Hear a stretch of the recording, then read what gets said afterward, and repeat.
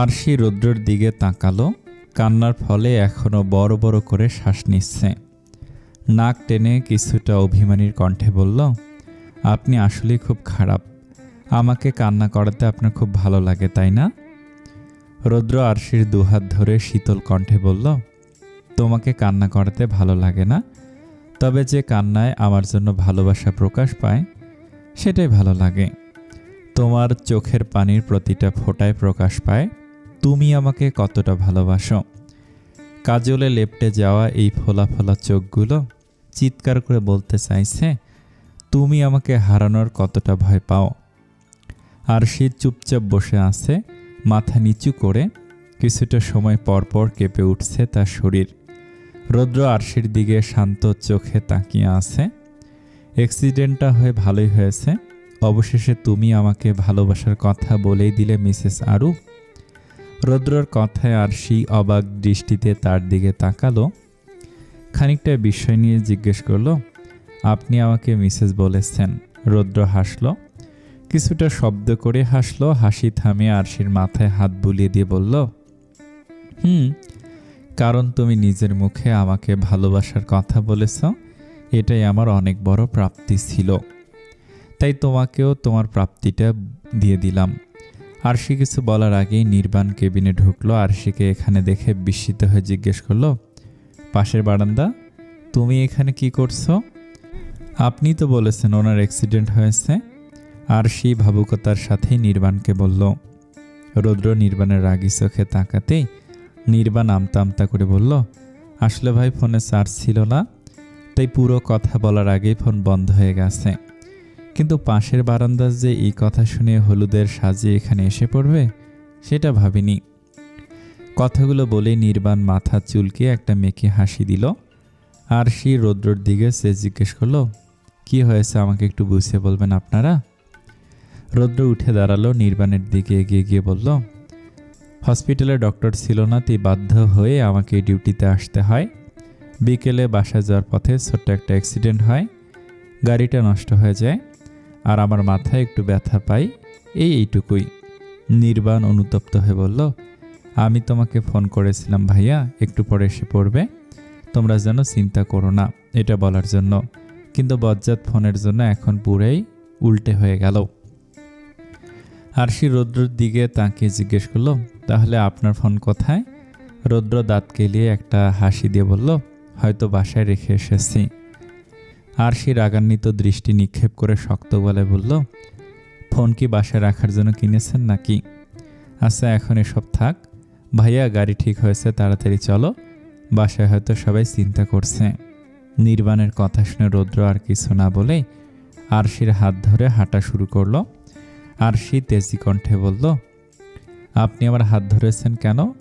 রৌদ্র হেঁটে যেতে যেতেই বলল, তুমি শাড়ি পরেছ, আর আমি কখনো বলেছি আমি তোমাকে নিয়ে কোনো রিস্ক নিতে চাই না? এখন যদি শাড়ি পেঁচিয়ে পড়ে যাও তখন কি হবে? আরশি রৌদ্রর দিকে তাকিয়ে একটা তপ্ত শ্বাস ফেলল। কোনো কথা না বলেই তাদের সাথে চলে আসে। অনেক রাত হয়ে যাওয়ায় হলুদের অনুষ্ঠানটা খুব ছোট করে সম্পূর্ণ করার সিদ্ধান্ত নিয়েছে সবাই। আরশিকে আবারও সাজিয়ে দেওয়া হয়েছে। রৌদ্র সাদা পাঞ্জাবি পরে বসে আছে পাশের ছাদের স্টেজে, মাথায় সাদা ব্যান্ডেজ। অ্যাক্সিডেন্ট বেশি কিছু না হলেও কপালের দিকে খানিকটা কেটে যায় রৌদ্রর। সবাই রৌদ্রর মাথায় ব্যান্ডেজ দেখে কিছুটা ঘাবড়ে যায়। হলুদের অনুষ্ঠান পিছিয়ে দেওয়ার কথাও বলে, কিন্তু রৌদ্র সবাইকে বুঝিয়ে সুঝিয়ে রাজি করায়। হলুদের অনুষ্ঠান অল্প সময়ের মধ্যেই সম্পূর্ণ হয়ে যায়। পাশাপাশি ছাদে থেকে একে অপরের পুরোটার সময় আর চোখে দেখে গেছে রৌদ্র আর আরশি। বউ সাজে স্টেজের সোফায় বসে আছে আরশি। লাল বেনারসি শাড়ি, লাল দোপাট্টা, খোঁপায় লাল গোলাপ ফুল, সব মিলে একদম লাল টুকটুকে বউ। পাশেই বসে আছে রৌদ্র, লাল রঙের পাঞ্জাবি পরে। ফর্সা ধবধবে গায়ে লাল রংটা ফুটে উঠেছে। মাথার সাদা ব্যান্ডেজের ওপরে কিছু চুল আছড়ে পড়ে আছে, এতেই যেন তার সৌন্দর্য দ্বিগুণ বেড়ে গেছে। রৌদ্র বারবার আরশির দিকে আর চোখে তাকাচ্ছে। আরশির চোখে পড়তেই চোখ ফিরিয়ে নিচ্ছে। রৌদ্রর বারবার এমন চাহনিতে আরশি প্রচণ্ড অস্বস্তি হচ্ছে। আরশি আশেপাশে তাকিয়ে চাপা কণ্ঠে রাগান্বিত হয়ে বলল, বারবার এভাবে তাকাচ্ছেন কেন আপনি? রুদ্র আরশির দিকে একটা লাজুক হাসি দিয়ে বলল, তোমাকে বউ সাজে খুব সুন্দর লাগছে, তাই বারবার অজান্তেই চোখ চলে যাচ্ছে তোমার দিকে। আরশি ফিসফিস করে বলল, লাজুক হাসি দিচ্ছেন, অথচ লজ্জার ছিটে ফোটাও নেই আপনার মধ্যে। আস্তে কথা বলুন, মানুষ আপনার শুনলে কতটা লজ্জায় পড়তে হবে ভাবতে পারছেন? রুদ্র আরশির দিকে এগিয়ে এসে ফিসফিস করে বলল, নিজের বিয়ে করা ভালোবাসার বউয়ের দিকে তাকাচ্ছি, তাতে অন্য মানুষের সমস্যা থাকলে আমার কি? আমার ভালোবাসার মানুষকে তো আমি দেখবই। আরশি হতাশ হলো, এই লোকটা দিন দিন কেমন যেন পাল্টে যাচ্ছে। আগে কত গম্ভীর ছিল, আর এখন মুখ দিয়ে ভালোবাসার কথা ছাড়া আর কিছুই বের হয় না। ওনাকে কিছু বলে লাভ নেই, আমার কথায় ওনার মুখে লাগাম হবে বলে মনে হয় না। আরশি কথাগুলো ভেবে একটা হতাশ নিঃশ্বাস ফেলে। রুদ্র এখনও তার দিকে তাকিয়ে আছে মুগ্ধ নয়নে। অনুষ্ঠান শেষে আদিফ হাসান আরশিকে রুদ্রর হাতে তুলে দেয়।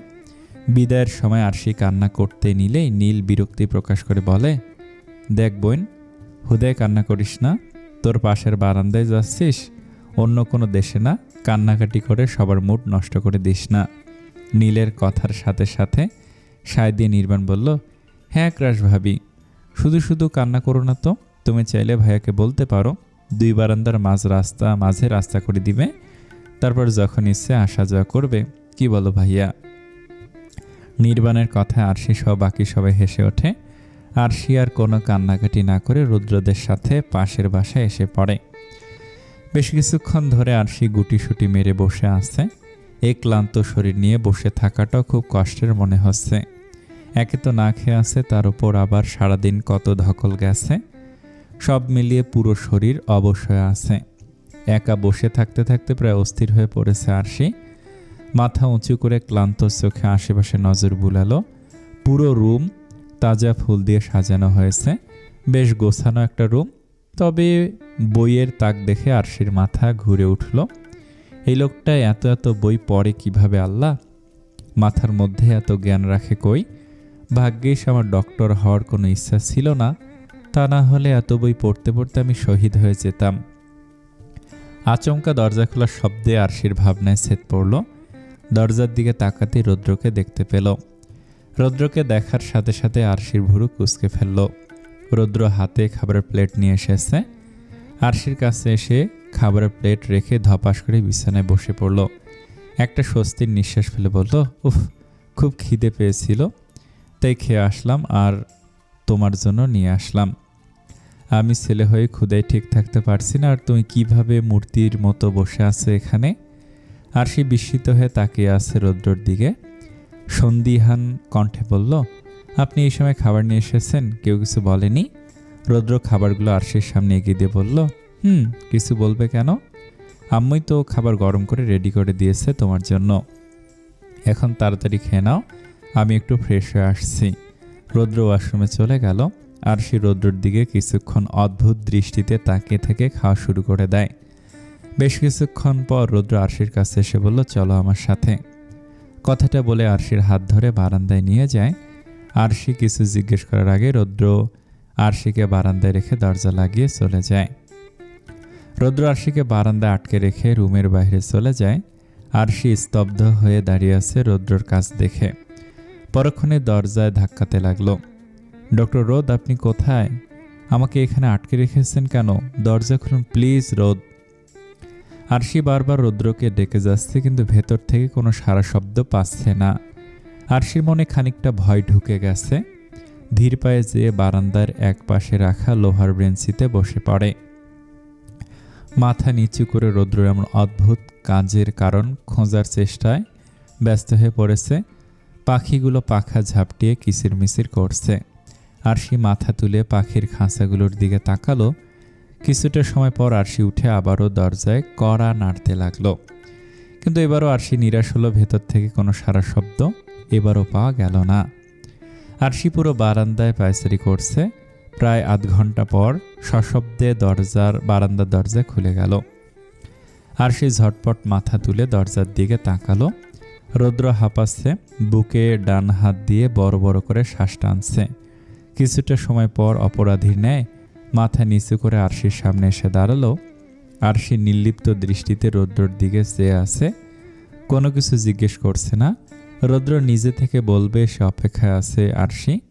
রৌদ্র নিম্নস্বরে বলল, সরি আরু, আমি ইচ্ছে করে এমন করিনি। আমি তো অল্প কিছুক্ষণের জন্য তোমাকে এখানে রেখে গিয়েছিলাম, কিন্তু ওই বদমাশগুলোর জন্য এমন হয়েছে। আরশি কপাল কুঁচকে তাকাতেই রৌদ্র থতমত খেয়ে যায়। আমতা আমতা করে আবারও বলল, মানে নির্বাণ আর তোমার ফ্রেন্ডগুলো আমাকে আটকে রেখেছিল। ওদেরকে একটা কাজ করতে দিয়েছিলাম, তাই একটু দেরি হয়েছে। কিন্তু যখন তোমার কাছে আসতে চেয়েছি তখনই আমাকে বাধা দেয়।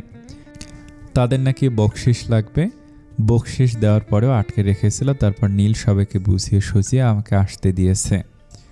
আমাকে এখানে আটকে কেন গিয়েছিলেন? আরশির গম্ভীর কণ্ঠে রৌদ্র আহত দৃষ্টিতে তার দিকে তাকালো। আরশি গম্ভীরতার সঙ্গে বসে আছে বেঞ্চিতে। রৌদ্র একটা দীর্ঘশ্বাস ফেলে, কোনো কথা না বলে রুমে চলে যায়। কয়েক সেকেন্ডের মাথায় আবারও ফিরে আসে রৌদ্র, হাতে অনেকগুলো সূর্যমুখী ফুল। রৌদ্র আরশির সামনে এসে হাঁটু গেড়ে বসে পড়ে, চোখ বন্ধ করে একটা শ্বাস নিল। আরশির দিকে শীতল চাহনি নিক্ষেপ করে বলল, রৌদ্র তার রুদ্রাণীর নতুন জীবন এই সূর্যমুখী দিয়ে শুরু করতে চায় আরু। তোমাকে কতটা ভালো রাখতে পারবো জানি না, তবে নিজের সর্বোচ্চটা দিয়ে তোমাকে ভালো রাখার চেষ্টা করব। তোমাকে ঠিক কতটা ভালোবাসি বলে বোঝাতে পারবো না, তবে আমি চাই আমাদের ভালোবাসা যেন কখনো পুরনো না হয়। আমাদের ভালোবাসা কখনো অতীত হোক, সেটা আমি চাই না। আরশির দিকে রৌদ্র ফুলগুলো এগিয়ে দেয়। আরশি রৌদ্রের দিকে অপলকভাবে কিছুক্ষণ তাকিয়ে থাকে, মুচকি হাসি দিয়ে আরশি সূর্যমুখী ফুলগুলো নিজের হাতে তুলে নেয়। সরু চোখে রৌদ্রর দিকে তাকে জিজ্ঞেস করলো, এই ফুলের জন্য এত দেরি হয়েছে? রৌদ্র মাথা নাড়িয়ে হ্যাঁ জানায়। আরশি রৌদ্রর দিকে হাত বাড়িয়ে দেয় উঠে আসার জন্য। রৌদ্র আরশির হাত ধরে ওর পাশেই বসে পড়ে। দুজনে কিছুটা সময় চুপচাপ একে অপরের হাত ধরেই বসে থাকে। নিস্তব্ধতা ভেঙে আরশি রৌদ্রের দিকে চেয়ে বলল, রোদ, আপনার কাছে কিছু চাইলে আপনি আমাকে দিবেন? রৌদ্র হালকা হেসে বলল, একটিবার চেয়েই দেখো তুমি। আরশি ফুলগুলোর দিকে তাকে শান্ত গলায় বলল, আমাকে কথা দিন আপনি কখনো পাল্টাবেন না। আমি আমার শেষ নিঃশ্বাস পর্যন্ত আপনাকে এই রূপেই দেখতে চাই। রৌদ্র আরশির হাত আরো শক্ত করে নিজের মুঠোয় বন্দি করে নিল। মুচকি হাসি দিয়ে বলল, কথা দিচ্ছি রৌদ্র, আর রুদ্রাণীর ভালোবাসা কখনো পুরনো হবে না, হবে না কখনো অতীত, হবে না মলিন, ধূসর বর্ণহীন। আমাদের ভালোবাসা সবসময় সূর্যের আলোর মতো উজ্জ্বল হয়ে থাকবে। তবে যদি কখনো আমার ভালোবাসার বউয়ের কিছু হয়ে যায়, তাহলে তোমার এই হার্টের ডক্টর নিজে হার্ট অ্যাটাক করে মরে যাবে। কথা বলে রৌদ্র শব্দ করে হেসে ওঠে। আরশি তার দিকে ভুরু বাঁকিয়ে তাকিয়ে আছে। রৌদ্র হাসি থামিয়ে আবারও বলল, সত্যি বলছি, তোমার কিছু হয়ে গেলে আমি সত্যি সত্যি হার্ট অ্যাটাক করে সাথে সাথেই মারা যাব। আরশি রৌদ্রের দিকে তীক্ষ্ণ দৃষ্টি নিক্ষেপ করে রাগান্বিত কণ্ঠে বলল, আপনার কি আজে বাজে কথা না বললে হয় না? অসহ্যকর। আমি তোমাকে ভালোবাসি মিসেস আরু, অনেক ভালোবাসি। হঠাৎ করে রৌদ্রের মুখে ভালোবাসার কথা আরশি ভুরু কুঁচকে গেল। পরক্ষণে লজ্জায় মাথা নিচু করে ফেলে। কিছুটা সময় নিয়ে নিম্নস্বরে বলে, আমিও তোমাকে ভালোবাসি রোদ। রৌদ্র আরশির লাজুক চেহারা দেখে হাসল। আবারও দুজনের মাঝে এক ঝাঁক নীরবতা এসে হানা দিল। যদি বলি আমার প্রতিটা রাত তোমার কোলে চাই, বলো ঠোঁটের ছয় আদর মাখাবে গালে? যদি বলি হ্যাঁ হাসছি, আমি শুধুই তুমি আমার তাই, বলো ছেড়ে তো দেবে না কখনো মনের ভুলে? আজ দ্বিতীয়বারের মতো আরশির রৌদ্রর কণ্ঠে গান শুনছে। রৌদ্রের কণ্ঠে গান শুনে মুগ্ধ হয়ে অপলকভাবে রৌদ্রের দিকে তাকিয়ে আছে আরশি। গোধূলি আকাশ মুছে দিল সাজ, অযথা দূরে তবু আমি আজ, তুমি আজ অভিমানী ভুল ধরবে আঙুল, মন করে বায়না, তুমি কি আমায় করবে পাগল, শাড়ির আঁচল চোখের কাজল, প্রেমে তুমিও পড়ে যাবে হায়, দেখো যদি আয়না। আরশি রৌদ্রের দিক থেকে চোখ ফিরিয়ে নেয়। রৌদ্রর কাঁধে মাথা রেখে চোখ বন্ধ করে গাইতে লাগলো, বাঁচি এই বিশ্বাসে, শেষ নিঃশ্বাসে তোমাকেই পাশে চাই, তুমি না থাকলে আমি শূন্য এ মহাদেশে, যদি ঘুমিয়েও পড়ি ঘুম শেষে আমি শুধু তোমাকে চাই, তুমি স্বপ্নেরই এসো রূপকথার ওই দেশে, রৌদ্র আরশিকে বুকের সাথে জড়িয়ে ধরে আরশির মাথায় আলতো করে ঠোঁট ছুঁয়ে দিয়ে আবারও গান গাইতে লাগলো। আমি বুকের মাঝে জাপটে জড়িয়ে যত কথা আছে সবই তোমাকে বলি। আমি কান পেতে সেই মনের গভীরে লুকোনো যন্ত্রণা শুনে ফেলি। আরশি রৌদ্রর কাঁধে মাথা রেখে ঘুমিয়ে পড়েছে। রৌদ্র গান থামিয়ে আরশির দিকে তাকালো। ঘুমন্ত অবস্থায় লাল শাড়িতে মোহনীয় লাগছে আরশিকে। রৌদ্র আরশির কপালে গভীরভাবে নিজের ওষ্ঠদয় ছুঁয়ে দিয়ে বলল, তোমার কিছু হলে এই রৌদ্র কখনো ঠিক থাকতে পারবে না রুদ্রাণী। তোমাকে ছাড়া একদিন থাকাও আমার জন্য খুব কষ্টকর। আল্লাহ তাআলার রহমতে কোনো ঝামেলা ছাড়াই বিয়েটা হয়ে গেল। যাক, তাহলে বিয়ের চিন্তা শেষ। এখন তো শুধু রৌদ্রের বাচ্চাদের সাথে খেলার অপেক্ষা। সকালে নাস্তা করার সময় ডাইনিং টেবিলে সবার সামনেই নির্বাণের আম্মু মজার ছলে কথাটা বলল। কথাটা শোনার সাথে সাথে আরশির মুখের ভঙ্গিমা পাল্টে গেল। এই মুহূর্তে অন্য কোনো স্বাভাবিক মেয়ে থাকলে হয়তো লজ্জায় নুয়ে পড়ত, তবে আরশির ক্ষেত্রে হয়েছে ভিন্ন। থমথমে চেহারায় খাবারের প্লেটের দিকে তাকিয়ে আছে আরশি। রৌদ্র স্থির চোখে আরশির মলিন মুখের দিকে চেয়ে আছে। রৌদ্রর মা মুচকে হাসি দিয়ে বলল, হ্যাঁ, সেই অপেক্ষা তো করবই। আল্লাহ হাতেই তো সবকিছু, আল্লাহর হাতেই। উনি যখন ইচ্ছে আমাদের অপেক্ষার প্রহর শেষ করবেন। রৌদ্রের মার কথা শুনে আরশি কিছুটা স্বাভাবিক হয়ে উঠল। নাস্তা শেষে আরশি নির্বাণের আম্মুর সাথে সোফায় বসে নির্বাণকে নিয়ে কথা বলছে। নির্বাণের আম্মু আরশিকে উদ্দেশ্য করে বলল, জানো মা, এই ছেলেটা ঘুমালে দিন দুনিয়ার কোনো হুঁশই থাকে না। কুমিরের মতো পড়ে পড়ে বেঘরে ঘুমায়। নির্বাণের আম্মুর কথা শুনে আরশি হাসছে। তখনই নির্বাণ সোফায় শুয়ে থাকা অবস্থায় পিট পিট করে চোখ মেলে তাকায়। তার মার দিকে অলস ভঙ্গিতে চেয়ে বলল, উফ মা, বাসার নতুন কাউকে এসব কি বলছো তুমি? ক্রাশ ভাবি, তুমি আম্মুর কথায় কান দিও না। নির্বাণের আম্মু নির্বাণের পায়ে একটা থাপ্পড় দিয়ে বলল, বেশি কথা না বলে এখন উঠে ফ্রেশ হয়ে নাস্তা কর যা। আর সে নির্বাণ আর নির্বাণের আম্মুর খুনসুটি দেখে মুস্কি মুস্কি হেসে যাচ্ছে। তখনকার জন্য থ্যাঙ্কস মা। রৌদ্র রান্নাঘরে এসে তার মাকে জড়িয়ে ধরে কথাটা বলল। রৌদ্রর মা তার ছেলের পিঠে আস্তে করে থাপ্পড় দিয়ে বলল, এখানে থ্যাঙ্কস বলার কি আছে? রৌদ্র তার মাকে ছেড়ে দিয়ে সোজা হয়ে দাঁড়িয়ে বলল, তুমি সব কিছু শুনে আমাদের বিয়েতে রাজি হয়েছ, তাই থ্যাঙ্কস। আরুকে অস্বস্তি পাওয়া থেকে বাঁচিয়েছ, এই জন্য থ্যাঙ্কস। ছেলের কথায় রৌদ্রর মা মুচকে হাসলেন। রান্নাঘরের কাজ করতে করতে বললেন, তুই তো ব্যস্ততায় নিজেকে একদম পাল্টিয়ে ফেলেছিলি। দিন দিন কেমন গম্ভীর হয়ে উঠেছিলি, কিন্তু আরশি তোর জীবনে আসার পর থেকে তুই আবারও আগের মতো হাসি খুশি থাকা শুরু করেছিস। এই জন্য আমি আরশির কাছে অনেক ঋণী। আরশি আমাদের পুরনো রৌদ্রকে আবারও আমাদের কাছে ফিরিয়ে দিয়েছে। আর তার থেকে বড় কথা হলো, তুই আরশিকে ভালোবাসিস। এখন তোর ভালোবাসা যেমনই হোক, সেটা তোর কাছে থাকলেই তুই খুশি থাকবি, আর তোর খুশিতে আমরা খুশি রৌদ্র। রৌদ্র তার মার কপালে চুমু দিয়ে মুচকি হেসে বলল, লাভ ইউ মা। রৌদ্রর মা হাসলো, তার ছেলের দিকে তাকিয়ে বলল, যা এখন আরশির কাছে যা। আর হ্যাঁ, আরশিকে এসব নিয়ে চিন্তা করতে না বলিস। আল্লাহ চাইলে সব কিছুই সম্ভব হবে। রুদ্রাণী। রৌদ্রর ডাকে আরশি ঘাড় বাঁকিয়ে পেছন ফিরে তাকায়।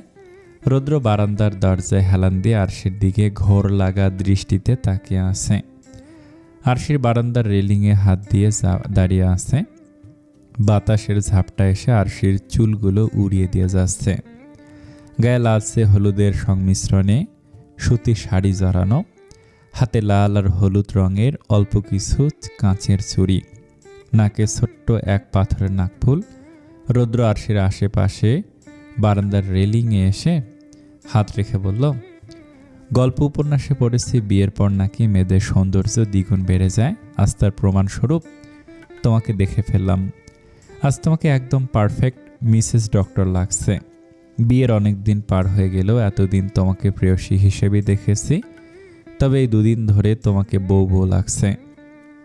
বউদের তোমার শাড়ি পরা আমাকে স্মরণ করে দেয় তুমি আমার বউ।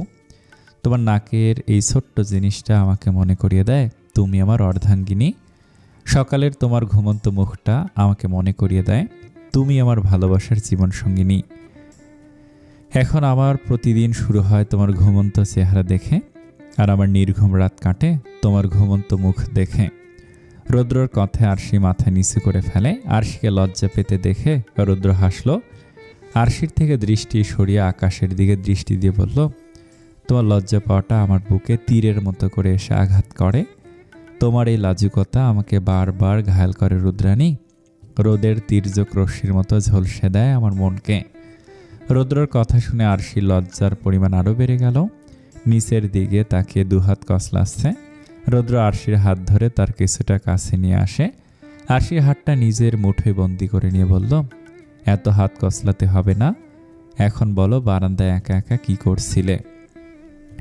আরশি একটা জোরালো শ্বাস ফেলে, নিজেকে স্বাভাবিক করে মাথা তুলে তাকিয়ে নিম্নস্বরে বলল, কিছু না, এমনিতেই দাঁড়িয়েছিলাম। কাল থেকে আমি হসপিটালে যাব, আর তোমাকেও কাল থেকে পড়াশোনা শুরু করতে হবে। আরশি ভুরু বাঁকিয়ে রুদ্রর দিকে তাকিয়ে তারপর বলল, দুদিন যেতে না যেতেই শুরু হয়েছে আপনার পড়া করে জ্ঞান দেয়া। রুদ্র সরু চোখে আরশির দিকে তাকিয়ে সন্দিহান কণ্ঠে বলল, আমার বউ হয়ে তুমি পড়াশোনাকে এত ভয় পাও কিভাবে আরু? তুমি তো দেখছি খুব ফাঁকিবাজ একটা মেয়ে। রুদ্রর কথায় ধপধপ করে আরশির মাথার আগুন দ্বিগুণভাবে জ্বলে উঠল। জ্বলন্ত চোখে রুদ্রর দিকে তাকিয়ে ঝাঁঝালো কণ্ঠে বলল, আপনি কিন্তু একটু বেশি বাড়াবাড়ি করছেন ডক্টর, আমাকে অপমান করেছেন আপনি। রুদ্র আরশির রাগকে কোনো পাত্তা না দিয়ে নির্লিপ্ততার সাথে বলল, আমি কোনো বাড়াবাড়ি করছি না মিসেস আরু, আমি একদমই ঠিক বলেছি। প্রথম থেকে দেখে আসছি আপনাকে পড়াশোনার কথা বললে আপনার মাথা নষ্ট হয়ে যায়। রুদ্রের কথায় যেন আরশির রাগ আরও দ্বিগুণ বেড়ে গেল। রুদ্রের গা জ্বালানো কথায় আরশি প্রচণ্ড রেগে কিছু একটা বলতে নিবে, তার আগেই রুদ্র হুট করে আরশির ডান গালে নিজের ঠোঁট ছুঁয়ে দেয়, ছোট্ট করে একটা চুমু খায়, আবার সোজা হয়ে দাঁড়িয়ে পড়ে। আরশি স্তব্ধ হয়ে যায়। আচমকায় রুদ্রের এমন কাজে আরশি বরফের মতো জমে গেছে। তৎক্ষণাৎ একরাশ লজ্জা এসে আরশিকে আঁকড়ে ধরে। রুদ্র মুচকি হেসে বলল, কাল তোমাকে ভার্সিটিতে নিয়ে যাব, তুমি রাজি তো মিসেস আরু? আরশি নিচের দিকে তাকিয়ে মাথা নাড়িয়ে সম্মতি জানালো। রুদ্র ঠোঁট চেপে হাসলো। কেউ আর কোনো কথা বলল না। নিস্তব্ধতা ঘিরে ধরেছে তাদের দুজনকে। চুপচাপ বারান্দায় দাঁড়িয়ে চন্দ্রবিলাস করছে রুদ্র আর তার রুদ্রাণী। সকালে ঘুম থেকে উঠে আরশি বরাবরের মতো পাশে তাকালো, কিন্তু আজ রুদ্রকে পাশে দেখতে না পেয়ে আরশি উঠে বসলো। অগোছালো চুলগুলো হাত খোপা করে বিছানা থেকে নেমে যায়। হঠাৎই বিছানার পাশের ছোট্ট টেবিলে একটা নীল রঙের কাগজ দেখতে পেল। আরশি কৌতূহলবশত কাগজটা হাতে তুলে নেয়। বিস্ময় নিয়ে কাগজের ভাঁজ খুলতে আরশির ঠোঁটের কোণে হাসি ফুটে উঠল। প্রিয় রুদ্রাণী, অনেকদিন পর তোমাকে চিঠি লিখলাম। নিশ্চয়ই আমার চিঠির অপেক্ষায় ছিলে, তাই না রুদ্রাণী? দুঃখিত, ব্যস্ততার জন্য তোমাকে চিঠি লেখার সুযোগ হয়ে ওঠেনি। তবে এবার থেকে একদম ঠিকঠাক নিয়মিত চিঠি দেব তোমার নামে। আসলে ভালোবাসা মানুষকে পাশে পেলে সব কিছু একদম এলোমেলো হয়ে যায়।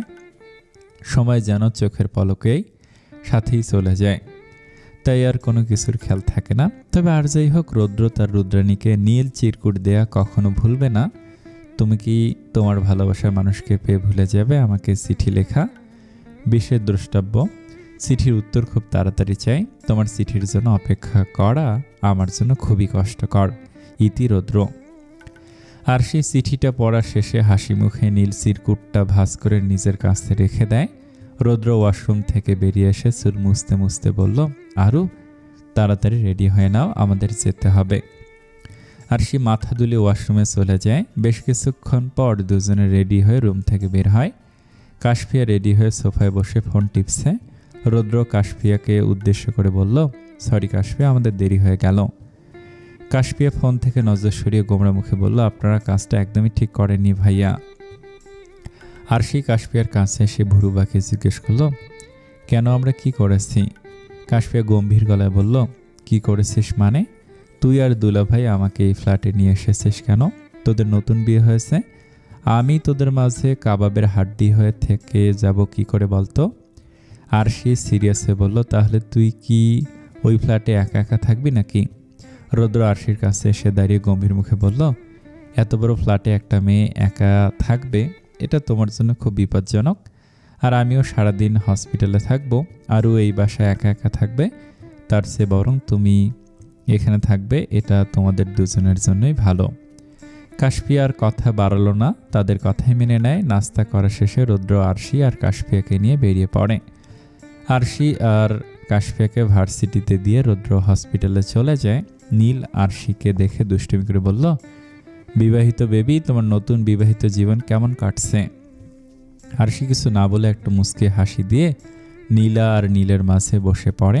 হঠাৎই নীলের পিঠে সজোরে একটা থাপ্পড় মেরে আরশি ক্ষিপ্ত গলায় বলল, আসতে না আসতেই শুরু হয়েছে তোর হারামিগিরি। নীল ব্যথায় মৃদুস্বরে আর্তনাদ করে, ডান হাত পিঠে দিয়ে বলল, তুই আসলে একটা শাকচুন্নি। কই নতুন বিয়ে হয়েছে সেই জন্য ট্রিট দিবি, তা না করে উল্টো আমার মতো নিরীহ একটা ছেলেকে মারছিস। তোর কি আমার জন্য একটু দয়া মায়া হয় না রে? নীলের কথায় আরশি শব্দ করে হেসে ওঠে। হাসতে হাসতেই নীলাকে উদ্দেশ্য করে বলল, নীলু, তোর ভাই নাকি নিরীহ একটা ছেলে। আরশি কথাটা বলে আবারও হাসতে লাগলো। আরশির সাথে সাথে নীলা, কাশপিয়া আর আদ্রাফও হাসছে। নীল তাদের দিকে তীক্ষ্ণ দৃষ্টি নিক্ষেপ করে ধমকের স্বরে বলল, দাঁত কেলানো বন্ধ কর তোরা। নীলের কথা শুনে সবাই আরও বেশি করে হেসে ওঠে। হাসি ঠাট্টার মাঝে হঠাৎ করে আদ্রাফ বলল, দোস্ত, আমি আমার আর কাশপির সম্পর্কের কথা বাসায় জানিয়ে দিয়েছি। আদ্রাফের কথায় সবাই থমকে যায়। হতভম্ব হয়ে আছে সবাই। নীলা নির্লিপ্ত দৃষ্টিতে তাকিয়ে আছে আদ্রাফের দিকে। কাশপিয়া প্রচণ্ড অস্থির হয়ে জিজ্ঞেস করল, তুই আমাকে না জানিয়ে সব বলে দিলি আদ্রাফ? আর আমাদের সম্পর্কের কথা শুনে আঙ্কেল আন্টি বা কি বলেছেন? আদ্রাফ সহজ গলায় জবাব দিল, তেমন কিছু না, বলেছে আমাদের ফাইনাল এক্সাম শেষ হলে তোর বাসায় কথা বলবে। আরশি আর নীল চুপ করে আছে। দুজনের মনেই চলছে নীলাকে নিয়ে হাজারো চিন্তা ভাবনা। নীলা কিছুক্ষণ চুপ করে আদ্রাফ আর কাশপিয়াকে দেখে পরক্ষণে মুচকি হাসি দিয়ে খুশিতে গদগদ করে বলল, তার মানে খুব শীঘ্রই আমরা তোদের বিয়ে খাচ্ছি। আদ্রাফ কোনো উত্তর দিল না, শুধু মাথা চুলকিয়ে হালকা হাসি দেয়। আরশি আর নীলের একে অপরের দিকে একবার সে নীলার দিকে তাকাতেই মুচকি হাসি দেয়। মুহূর্তেই নিজেদের স্বাভাবিক করে নেয়। নীল আদ্রাফের কাঁধে হাত দিয়ে বলল, বাহ, আশুর বিয়ে দেখে মনে হচ্ছে তোরও বিয়ে করার শখ জেগেছে আদ্রাফ। আদ্রাফ বিরক্তি প্রকাশ করে বলল, আরে বিয়ের কথা বলিনি, জাস্ট আমাদের সম্পর্কের কথা জানিয়েছি। আরশি দুষ্টুমি করে বলল, আচ্ছা, তোকে কি এখন থেকে আমরা দুলাভাই ডাকবো নাকি কাশপিকে ভাবি ডাকবো? আমি তো খুবই কনফিউজড। কাশপিয়া তীক্ষ্ণ দৃষ্টিতে আরশির দিকে তাকায়। সাথে সাথে নীলা, আরশি আর নীল ঝংকার তুলে হেসে ওঠে। নীলা হাসছে প্রাণ খুলে। নীলে নিজেকে সামলে নিয়েছে এতদিনে। অন্য কারো ভালোবাসার মানুষকে সে নিজের মনে রাখতে চায় না, তাই আদ্রাফের জন্য জমিয়ে রাখা গচ্ছিত ভালোবাসাগুলো নীলা অনেক আগেই নিজের মনে দাফন করে দিয়েছে। মেনে নিয়েছে কাশপিয়া আর আদ্রাফের সম্পর্ক, বন্ধ করে দিয়েছে নীলার মনে ভালোবাসার দরজা। হসপিটালে রোগী দেখার পর রুদ্র আরশির সাথে কথা বলার জন্য পকেট থেকে ফোন বের করতে নেয়। তখনই পকেটের মধ্যে একটা লাল রঙের চিরকুট পায়। রুদ্র মুচকি হাসে চিরকুটটা দেখে। প্রিয় রুদ্র, অসংখ্য ধন্যবাদ আমাকে মনে রাখার জন্য। আমি তো ভেবেছিলাম আপনি হয়তো আমাকে ভুলেই গেছেন। সত্যি বলতে আপনার নীল চিরকুটটাকে বড্ড মিস করছিলাম। চিঠির মাধ্যমেই তো ভালোবাসার মানুষকে পেয়েছি, তাই কখনো চিঠি দেওয়ার কথা ভুলবো না। বিশেষ দ্রষ্টব্য, রুদ্রাণী তার রুদ্রকে কখনো কষ্টের মাঝে রাখে না, তাই তাড়াতাড়ি করে চিঠির উত্তর দিয়ে দিলাম, ইতি রুদ্রাণী। চিঠিটা পড়ে রুদ্রর মুখে তৃপ্তির হাসি ফুটে উঠল। ভালোবাসার মানুষকে নিজের করে পেয়ে রুদ্র নিজেকে পৃথিবীর সবথেকে সুখী মানুষ মনে করছে। তবু মনের কোণে কিছুটা ভয় আর আক্ষেপ রয়ে গেছে। আরশিকে সত্যি সকল সুখ দিতে পারবে কিনা, আরশির মা ডাক শোনার ইচ্ছেটা পূরণ করতে পারবে কিনা। যদি কখনো রুদ্রর মিথ্যে কথা আরশি জেনে যায় তখন কি হবে? রুদ্র নিজের মনে নানান রকম চিন্তা ভাবনা করে মলিন মুখে বসে রইল। আশু, তুই তো দেবরকে বলবি আমার পেছনের জন্য এইভাবে সবসময় লেগে না থাকে। আরশিকে স্টেশনের একটা বেঞ্চিতে বসে রুদ্র ফোনে কথা বলতে গেছে। কিছুক্ষণ হলো আরশি বসে বসে নীলদের জন্য অপেক্ষা করছিল। তখনই নীলা এসে নাক মুখ কুঁচকে আরশিকে কথাটা বলল। আরশি ভুরু কুঁচকে নীলার দিকে তাকালো। নীলার চোখে মুখে একরাশ বিরক্তি। নীলা কথাটা বলার পরে নির্বাণ নীলার পেছন থেকে অমায়িক একটা হাসি দিয়ে আরশির দিকে এগিয়ে আসে, খুব সুন্দর করে শালীন কণ্ঠে আরশিকে বলল, পাশের বারান্দা, কেমন আছো তুমি? আরশি মুচকি হাসি দিয়ে বলল, আলহামদুলিল্লাহ ভালো, আপনি কেমন আছেন নির্বাণ আর চোখে নীলার দিকে তাকিয়ে বলল, ভালো তো থাকতেই চাই, কিন্তু কেউ আমাকে ভালো থাকতে দেয় না গো ক্রাশ ভাবি। আরশি নির্বাণের কথায় ঠোঁট চেপে হাসে। নীলা গাল ফুলিয়ে রাগান্বিত কণ্ঠে বলল, আশু, তুই কি ওনাকে কিছু বলবি? আরশি হাত দুটো আড়াআড়িভাবে ভাঁজ করে সিরিয়াস হয়ে জিজ্ঞেস করে, কেন, কি হয়েছে নীল? কি হয়েছে তুই জানিস না? উনি সবসময় আমাকে এত খাপায় কেন? মাত্রই দেখা হলো আর উনি সাথে সাথে শুরু করে দিয়েছে আজে বাজে বলা। নীলা নাক ফুলিয়ে কথাগুলো বলল। নির্বাণ নীলাকে খাপানোর জন্য আরশিকে বলল, দেখলে ভাবি, এত বড় মেয়ে কত ন্যাকামি করে কথা বলে। আমি ওকে কিছুই বলিনি, ও সব বানিয়ে বানিয়ে বলছে তোমাকে। তোরা কেউ কারো থেকে কম না নির্বাণ। রৌদ্র পকেটে দুহাত গুজে দিয়ে নীলের সাথে আসতে আসতে কথাটা বলল। নীল হাসি মুখে আরশির পাশে এসে দাঁড়ায়। আরশির মাথায় আস্তে করে একটা থাপ্পড় দিয়ে বলল, কিরে বিবাহিত বেবি, কেমন আছিস? আরশি নীলের দিকে তীক্ষ্ণ দৃষ্টি নিক্ষেপ করলো। নীলের পিঠে একটা থাপ্পড় দিয়ে বলল, তুই জীবনও ভালো হবি না হারামি। তোকে না বলেছি আমাকে এই নামে ডাকতে না। রৌদ্র তাদের ঝগড়া দেখে বিরক্ত হয়ে বলল, এই দুজন চুপ হতে না হতেই তোমরা দুজন শুরু করে দিলে।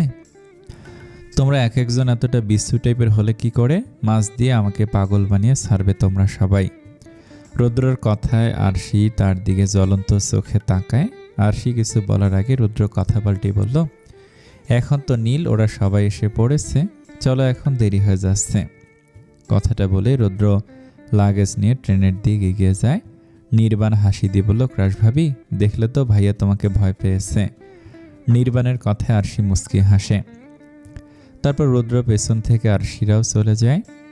রৌদ্র কেবিনের লাগেজ রেখে কেবিনের বাইরে চলে আসে। আরশিরা কেবিনের দরজার কাছে আসতেই আচমকা একটা 2-3 বছরের বাচ্চা মেয়ে এসে আরশির পা জড়িয়ে ধরে। সাথে সাথে আরশি থমকে দাঁড়িয়ে যায়। রৌদ্র আর নীল ওরা কৌতূহলী চোখে বাচ্চাটার দিকে তাকিয়ে আছে। আরশি বাচ্চাটার দিকে ঝুঁকে মাথায় হাত রাখতেই বাচ্চাটা অস্পষ্টভাবে বলল, আম্মা এসেছে, আম্মা এসেছে। বাচ্চাটার মুখে মার ডাক শুনে আরশির অন্তর কেঁপে উঠল। স্তম্ভিত হয়ে যায় আরশি, চোখ দুটো ঝাপসা হয়ে আসছে তার। হঠাৎই সামনে থেকে একটা লোক এসে বাচ্চাটাকে আরশির কাছ থেকে ছাড়িয়ে নিয়ে বলল, সরি ম্যাম, আসলে ওর আম্মু আপনার মতো শাড়ি পরে তো, তাই আপনাকে ওর আম্মু ভেবেছে। সরি আপনাদের ডিস্টার্ব করার জন্য। রৌদ্র আরশির মলিন মুখের দিকে তাকা দিয়ে বুক চিরে একটা দীর্ঘশ্বাস বেরিয়ে আসলো। আরশির দিক থেকে চোখ ফিরিয়ে নিয়ে মুখে হাসি টেনে বলল, লোকটার কাঁধে হাত দিয়ে বলল, সমস্যা নেই, বাচ্চা মানুষ, ভুল হতেই পারে। রৌদ্র কথায় লোকটা সৌজন্যমূলক হাসি দেয়, বাচ্চাটাকে কোলে নিয়ে পাশের কেবিনে চলে যায়। আরশি এখনো স্থির হয়ে দাঁড়িয়ে আছে। নীল আরশিকে এভাবে চুপ থাকতে দেখে একটা তপ্ত শ্বাস ফেলে। মুখে হাসি টেনে আরশিকে হালকা ধাক্কা দিয়ে বলল, কিরে শাকচুন্নি, এখানে মূর্তির মতো দাঁড়িয়ে থাকবি নাকি? আমার পা ব্যথা করছে, চল ভিতরে চল। নীলের ধাক্কায় আরশির স্তম্ভিত ফিরে রৌদ্রের দিকে এক পলক তাকিয়ে চুপচাপ কেবিনের ভেতরে চলে আসে। নীল আর রৌদ্র একে অপরের দিকে তাকিয়ে জোরালো শ্বাস ফেলে। একে একে সবাই কেবিনে যেয়ে বসে পড়ে। সময়ের বহমান স্রোতের সাথে পাল্টে যায় অনেক কিছু। আশেপাশের মানুষ, মানুষের অনুভূতি আর একে অপরের সাথে পুরনো সম্পর্ক, সব কিছুই সময়ের সাথে তাল মিলিয়ে পরিবর্তন হয়। সময়ের সাথে সব কিছু পরিবর্তন হয় হয়তো সময়ের নীতি। এই 2 বছরে পরিবর্তন হয়েছে অনেক কিছু। খুব কাছের মানুষগুলোর সাথেও দূরত্ব বেড়ে গেছে এই সময়ের পরিবর্তনে, ঠিক যেমনটা হয়েছে আরশিদের বন্ধুত্বে। ছোটবেলার সেই কাছের ফ্রেন্ড কাশফিয়া, যার সাথে আরশির বেড়ে ওঠা, সেই মানুষটার সাথেও তৈরি হয়েছে দূরত্ব। দেখা হওয়া, কথা বলা সব কিছুই যেন এখন দুষ্কর হয়ে উঠেছে। কাশফিয়া এখন স্বামী আদ্রাফ আর তাদের অনাগত সন্তানকে নিয়ে ব্যস্ত। ফ্রেন্ড সার্কেলের সব থেকে হারামি দুষ্টু ছেলে নীল এখন মনোযোগ দিয়ে বাবার ব্যবসায় সারাদিন পার করে দিচ্ছে। সব থেকে আবেগী নীলা নিজের ভাঙাচোরা হৃদয়টাকে নিজ হাতেই জোড়া দিয়ে এখন পাথরের ন্যায় মজবুত করে তুলেছে। উড়নচণ্ডী নির্বাণও এখন তার প্রেয়সীর ভালোবাসা পাওয়ার জন্য দিন রাত ছটফটিয়ে ওঠে। সারাদিন হাসি মুখে মেয়েটাকে জ্বালাতন করলেও দিন শেষে অন্ধকারের মাঝে নিজেকে গুটিয়ে নেয়।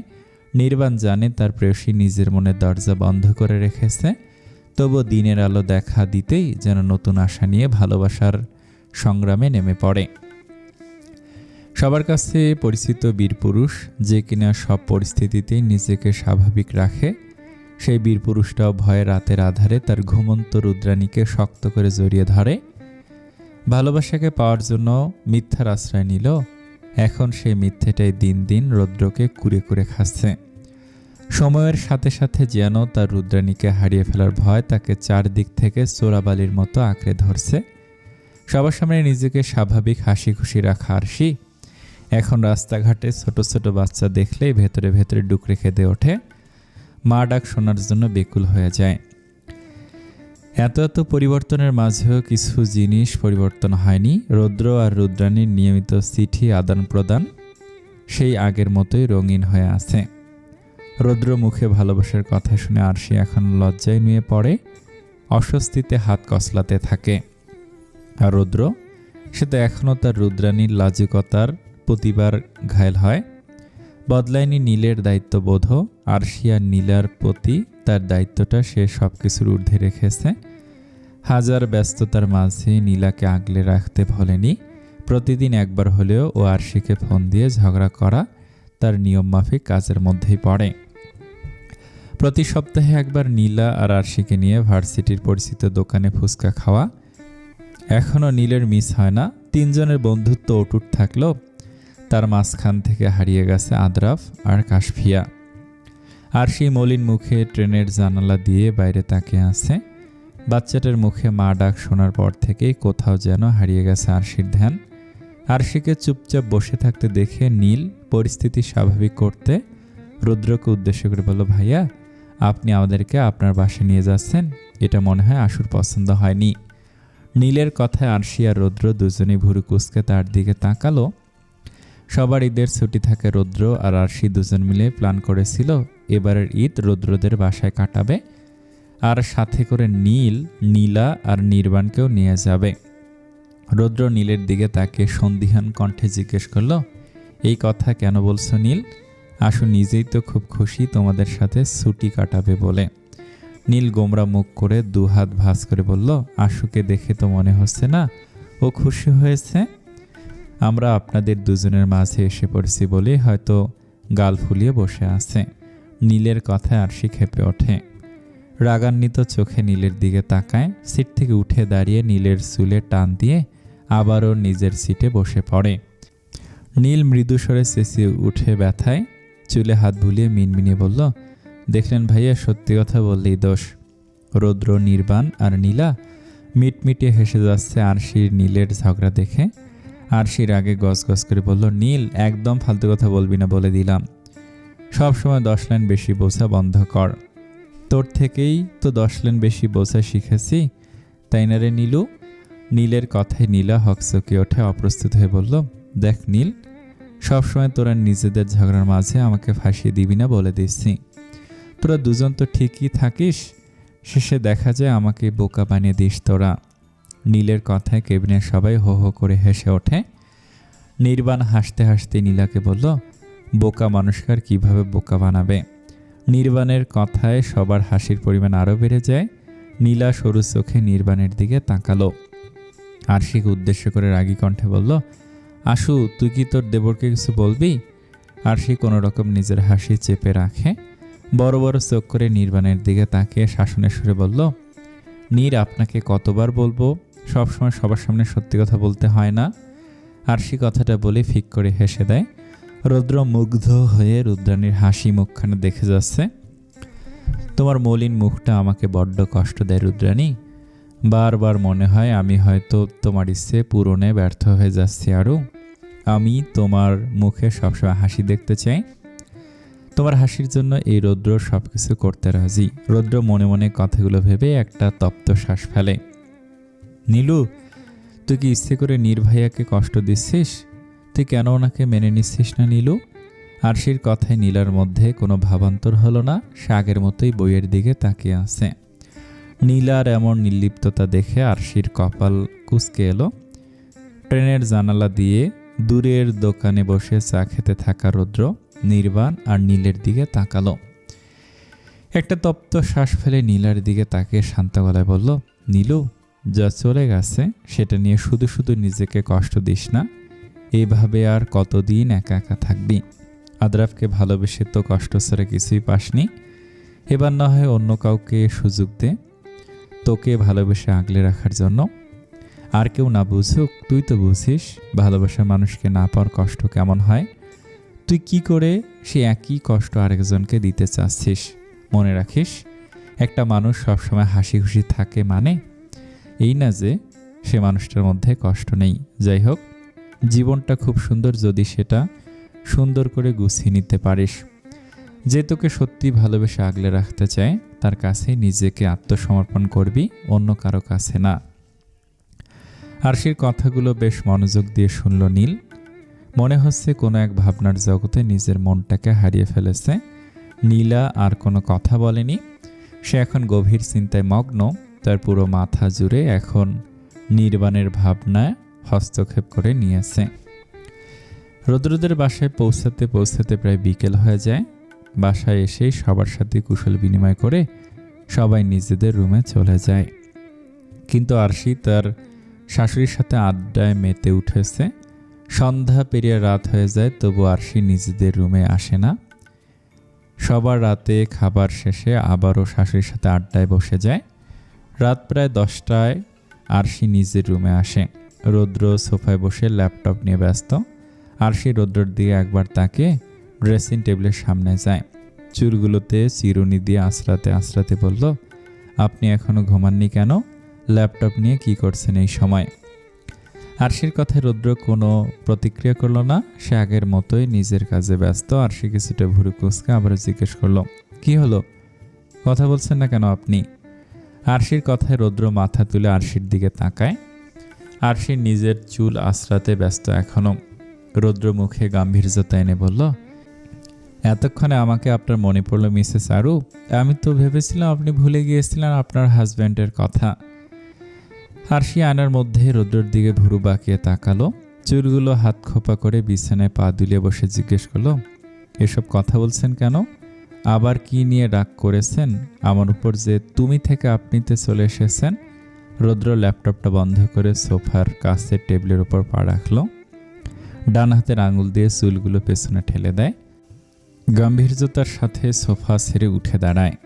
আরশির দিকে এগিয়ে এসে গম্ভীর মুখে বলল, এখানে আসার পর একবারও কি আপনি আমার কাছে এসেছেন মিসেস আরু? আরশি হালকা হাসলো। এবার সে বুঝতে সক্ষম হয়েছে তার রৌদ্র কেন গোমরা মুখে বসে আছে।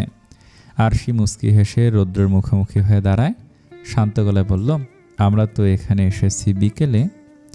আম্মুর সাথে গল্প করতে করতে কখন যে রাত হয়ে গেছে খেয়াল করিনি। আর আপনার সাথে তো খাবার টেবিলে দেখা হয়েছিল। রৌদ্র বিরক্তি প্রকাশ করে শক্ত গলায় বলল, খাবার টেবিলে একবারও আমার দিকে ফিরে তাকিয়েছেন বলে তো আমার মনে হচ্ছে না। আরশি সরু চোখে রৌদ্রের দিকে তাকালো। নাক ফুলিয়ে রাগী কণ্ঠে বলল, এবার কিন্তু আপনি শুধু শুধুই রাগ দেখাচ্ছেন। এখানে বেড়াতে এসে কি সারাক্ষণ আপনাকে নিয়ে বসে থাকবো নাকি? অদ্ভুত। মিসেস আরু, আপনি দেখছি নিজে ভুল করে এখন উল্টো আমাকেই ধমকাচ্ছেন। রৌদ্রের এমন কাঠ গলা শুনে আরশি হতাশ নিঃশ্বাস ফেলে। রৌদ্রের অভিমান এত সহজে ভাঙবে সেটা আরশি খুব ভালো করেই জানে। আরশি নিরাশে আবারও বিছানায় বসে পড়ে। হতাশার সুর তুলে বলল, আচ্ছা এখন বলুন কি করতে হবে, কি করলে আপনার রাগ কমবে? রৌদ্র গম্ভীর গলায় বলল, বারান্দায় যাও, আমি কফি নিয়ে আসছি। আজ আকাশে চাঁদ নেই, তাই চন্দ্রবিলাস করা যাবে না, তাই শুধু শুধু বারান্দায় যেতে হবে না। রৌদ্রের কথার সাথে সাথে আরশি ফটাফট করে কথাগুলো বলে উঠল। এটা রৌদ্রের নিয়মিত কাজ। 2-1 দিন পর পর বারান্দায় চন্দ্রবিলাস আর বৃষ্টিবিলাস করা। মাঝে মাঝে তো কোনো কারণ ছাড়া আরশিকে নিয়ে বারান্দায় অনায়াসে নির্ঘুম রাত কাটিয়ে দেয়। আরশির কথায় রৌদ্রের ভুরু জোড়া আগের থেকেও খানিকটা কুঁচকে গেল। জোরালো শ্বাস ফেলে রুম থেকে বেরিয়ে যেতে যেতে বলল, তুমি আমার পাশে থাকলে আকাশে চাঁদ তারা কিছুই থাকা লাগবে না রুদ্রাণী। তোমাকে নিয়ে শুধু অন্ধকার বিলাস করেও আমি ধন্য। রৌদ্র চলে গেল। আরশি এখনও রৌদ্রর যাওয়ার পানে স্থির নয়নে তাকিয়ে আছে। হঠাৎই রৌদ্রর কথা ভেবে আরশি আনমনেই হেসে দেয়। অন্ধকারাচ্ছন্ন আকাশের পানে এক দৃষ্টিতে চেয়ে আছে নীলা। ছাদের এক কোণে রেলিংয়ের ওপর হাত রেখে গভীর ভাবনায় ডুব দিয়েছে। আরশির বলা কথাগুলো তার মাথায় ঘুরপাক খাচ্ছে। কোনো মতেই নির্বাণ বের হচ্ছে না নীলের মাথা থেকে। নীলেও এখানে একা একা কী করছিস এই সময়? নীলের কণ্ঠে নীলা পেছন ফিরে তার দিকে তাকায়, শান্ত গলায় বলল, কিছু না, এমনিতে এসেছি, ঘুম আসছে না তাই।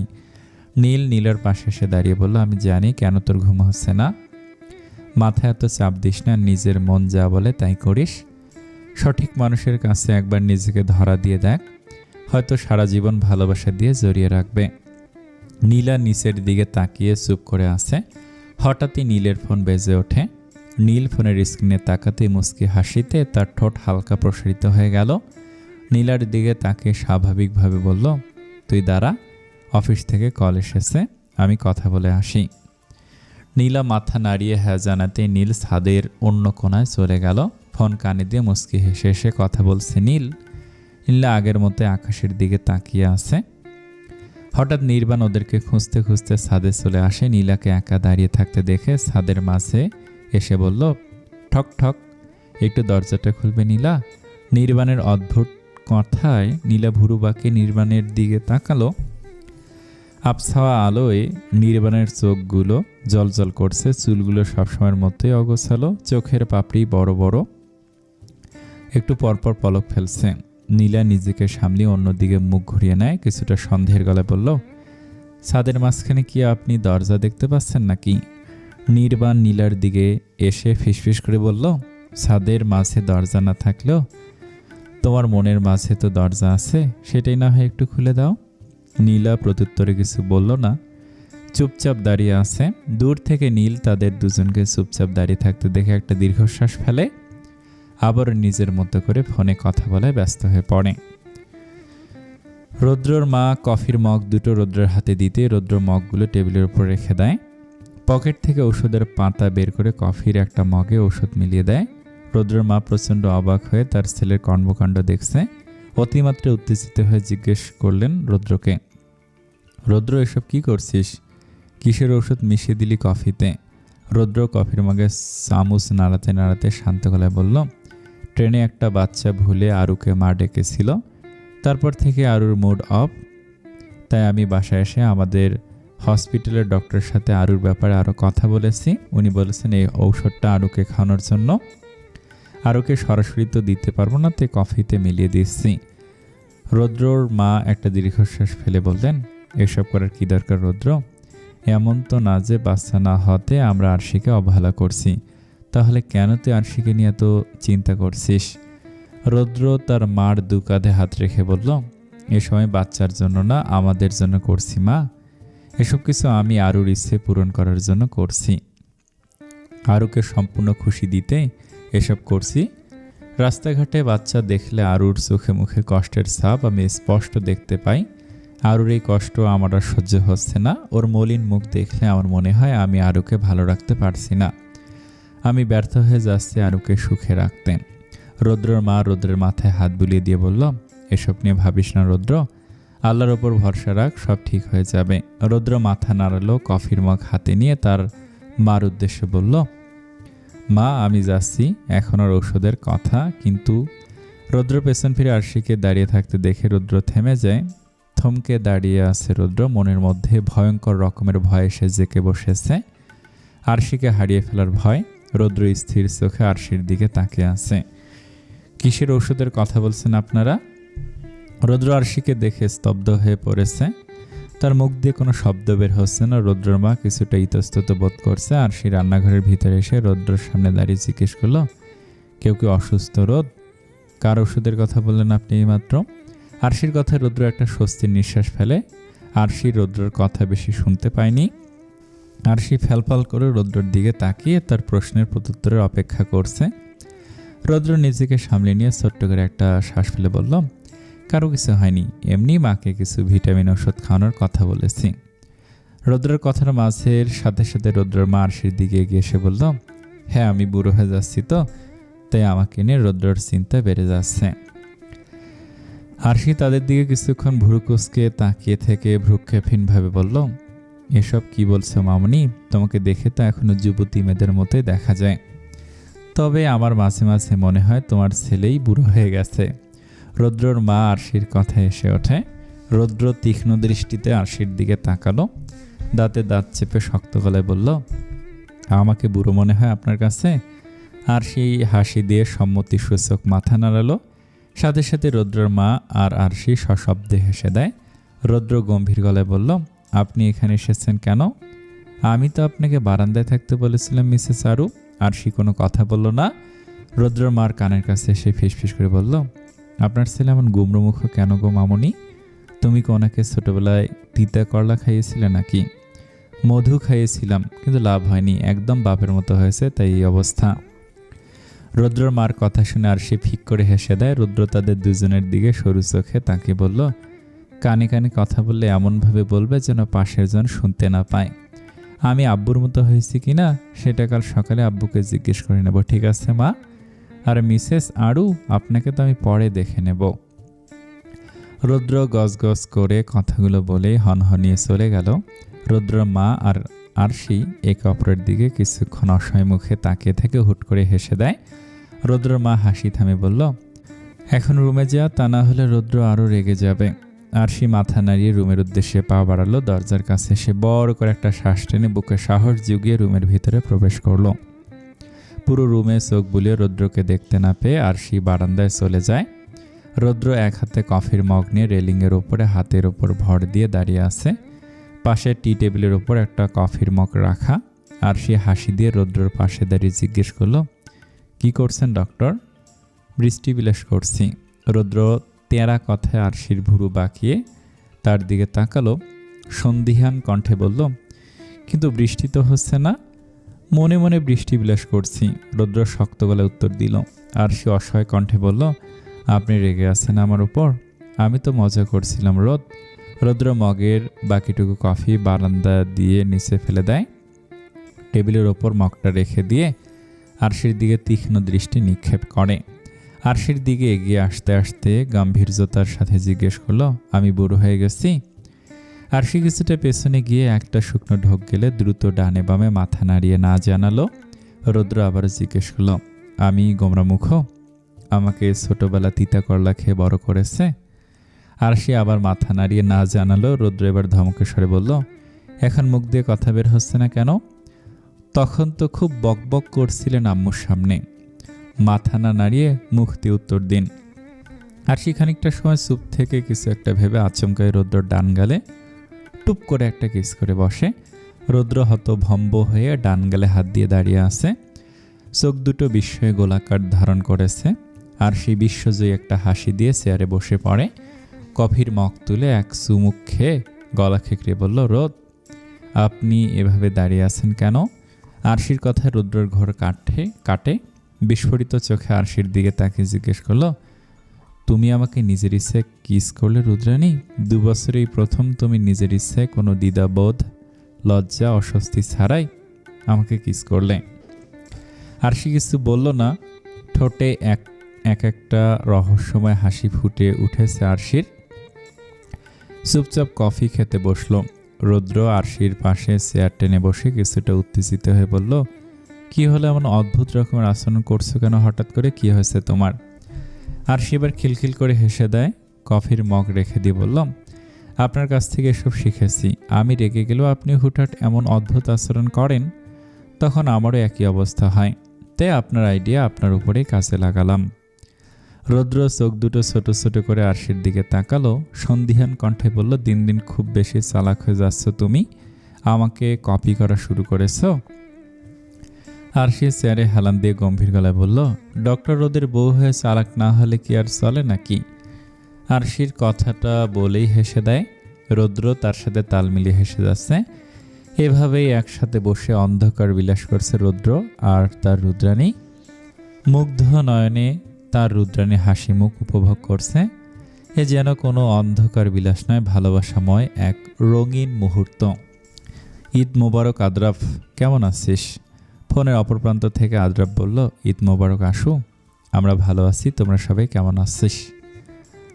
আর ছুটি কেমন কাটাচ্ছিস তোরা সবাই?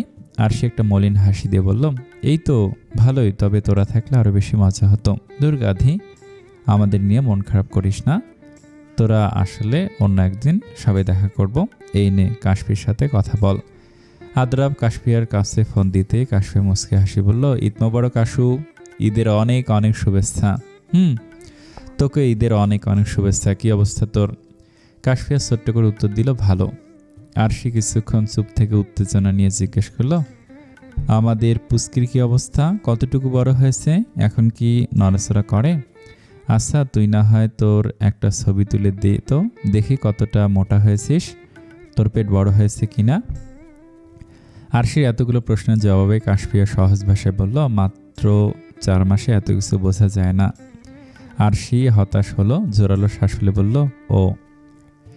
কাশফিয়া আর কোনো কথা বাড়ালো না, ব্যস্ততার তারা দেখে বলল, আসো এখন রাখছি, একটু কাজ আছে। দুলাভাই আর বাকি সবাইকে আমার পক্ষ থেকে ঈদের শুভেচ্ছা জানিয়ে দিস। আরশির কথার কোনো অপেক্ষা না করে কাশফিয়া ফোন কেটে দিল। আরশি ফোনটা কানের কাছ থেকে সামনে এনে একটা দীর্ঘশ্বাস ছাড়ল। আরশি জানে কাশফিয়া মিথ্যা বাহানা দেখে ফোন কেটে দিয়েছে। আচমকায় রৌদ্র বারান্দায় এসে আরশিকে জড়িয়ে ধরল। আরশি হকচকে উঠল, উত্তেজিত হয়ে জিজ্ঞেস করল, কি হলো, হঠাৎ করে এসে জড়িয়ে ধরলেন কেন? রৌদ্র কিছু বলল না, আগের থেকেও শক্ত করে নিজের সাথে মিশিয়ে নিল আরশিকে। আরশি রৌদ্রের পিঠে হাত বুলিয়ে দিয়ে বললেন, মসজিদ থেকে কখন এসেছেন? রৌদ্র শান্ত গলায় বলল, কিছুক্ষণ আগে এসেছি, যখন ফোনে কথা বলছিলে। আরশির আর বুঝতে বাকি রইল না রৌদ্র কেন তাকে এভাবে জড়িয়ে ধরেছে। আরশি হালকা হাসি দিয়ে বলল, আমি ঠিক আছি রোদ, এখন ছাড়ুন। রৌদ্র আরশিকে ছেড়ে দিল। আরশি রৌদ্রের দিকে তাকালো। রৌদ্রের ফর্সা ত্বকে নীল পাঞ্জাবিটা একদম ফুটে উঠেছে। বাদামি বর্ণের চোখগুলোতে এক আকাশ সমান ভালোবাসা প্রকাশ পাচ্ছে। রৌদ্র দুহাত ভাঁজ করে শান্ত গলায় বলল, বিকেলে আমরা সবাই ঘুরতে যাব, রেডি থেকো। আরশি মুচকি হেসে সম্মতিসূচক মাথা নাড়ল। বিকেলে সবাই একসাথে নদীর পাড়ে ঘুরতে বেরিয়েছে। নীল কিছুটা দূরে ফোনে হেসে হেসে কথা বলাতে ব্যস্ত। নির্বাণ বারবার নীলার সাথে কথা বলার সুযোগ খুঁজছে, কিন্তু নীলা আরশির সাথে হেসে হেসে কথা বলছে আর সামনে সামনে হাঁটছে। নির্বাণ রৌদ্রর দিকে অসহায় মুখে তাকাতেই রৌদ্র চোখের ইশারায় নির্বাণকে আশ্বস্ত করে। দ্রুত পায়ে হেঁটে আরশির কাছে এসে হাত ধরে নীলার উদ্দেশ্যে বলল, শালিকা, আমি আমার ভালোবাসার বউকে কিছুক্ষণের জন্য ধার নিচ্ছি। নীলা মাথা নাড়িয়ে সম্মতি জানালো। রৌদ্র আরশির হাত ধরে দূরে নিয়ে যাচ্ছে। নির্বাণ রৌদ্রের উদ্দেশ্যে কিছুটা চেঁচিয়ে বলল, ভাই, পাশের বারান্দাকে দেখে রেখো। রৌদ্র মুচকি হাসে। আরশি ভুরু কুচকে ফেলে রৌদ্রের এমন কাজে।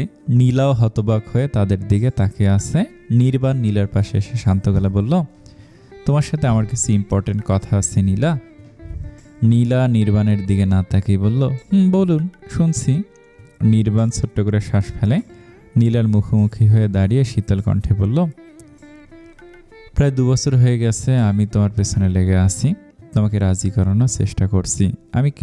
আমি জানি কেন তুমি রাজি হতে চাইছো না, কেন তুমি নিজেকে গুটিয়ে নিয়েছ ভালোবাসা থেকে। নির্বাণের কথায় নীলা চমকে তার দিকে বিস্মিত দৃষ্টিতে তাকালো।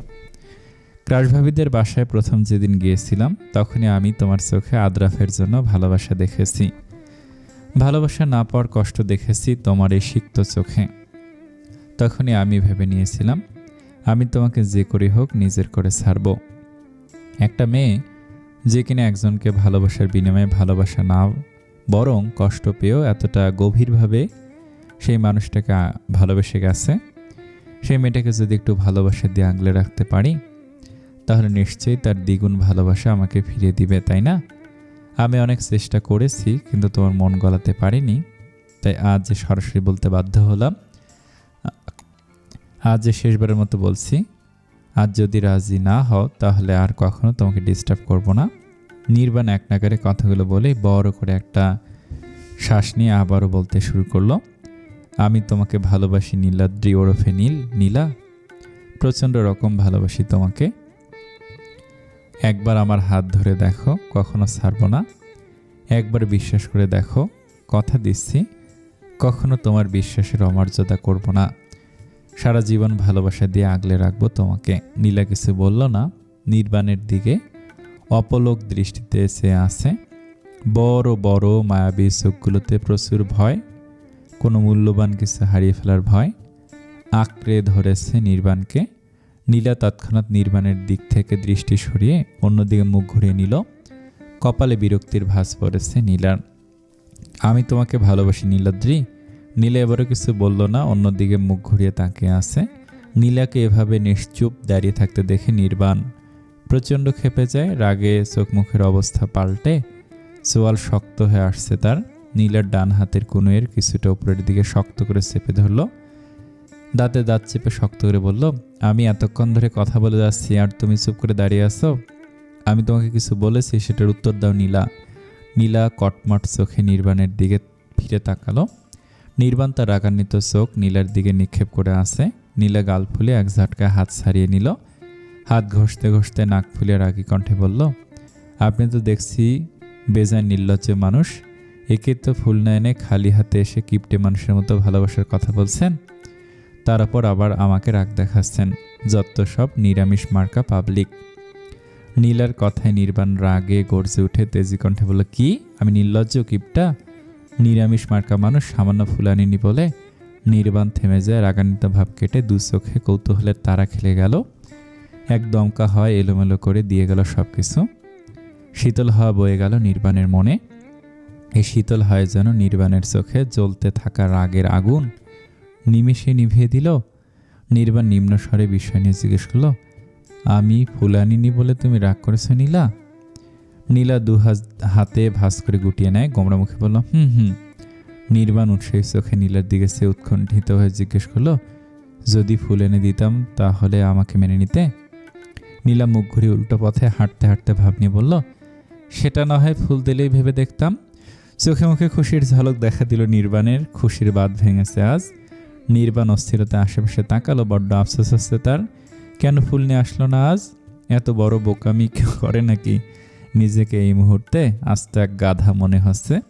নিজের প্রতি প্রচণ্ড রাগ হচ্ছে। ডান হাতে মাথা চুলকে চারপাশে ফুল খুঁজতে ব্যস্ত হয়ে পড়ল নির্বাণ। এই নির্জন নদীর পাড়ে কেই বা ফুল নিয়ে আসবে তার জন্য? হঠাৎই নির্বাণের চোখ পড়ল দূরের একটা লালচে হলুদ রঙের ফুলের ওপর। ঝোপঝাড়ের দিকটায় কিছু লালচে হলুদ রঙের ফুল ফুটে আছে। ফুলগুলোর পাপড়ি খুব ছোট ছোট। ফুলের নাম তার জানা নেই, হবে হয়তো কোনো নাম না জানা এক ফুল। নির্বাণ দ্রুত পায়ে ফুলগুলোর দিকে এগিয়ে যায়। আলতো হাতে প্রায় 4-5টা ফুল ছিঁড়ে হাতের মুঠে একত্রিত করে দৌড়ে নীলার কাছে আসলো। খানিকটা হাঁপিয়ে উঠেছে নির্বাণ। দু হাঁটুতে হাত দিয়ে ঝুঁকে বড়সড় কয়েকটা শ্বাস নিল। নীলা তার গোল গোল আঁখি দুটো দিয়ে নির্বাণের দিকে চেয়ে আছে। নির্বাণ সোজা হয়ে দাঁড়ালো। একত্রিত করা ফুলগুলো নীলার দিকে এগিয়ে দিয়ে উত্তেজনার সাথে বলল, ভালোবাসি নীলাদ্রি, এই দেখো ফুল। নাম জানা নেই, তবে ফুলটা দেখতে সুন্দর, একদম তোমার মতো। মেনে নিবে আমায়? প্রমিস করছি। প্রতিদিন ফুল কিনে দিব, তুমি চাইলে ফুলের বাগানও করে দিব। শুধু এবারের মতো এই নাম না জানা ফুলে রাজি হয়ে যাও প্লিজ।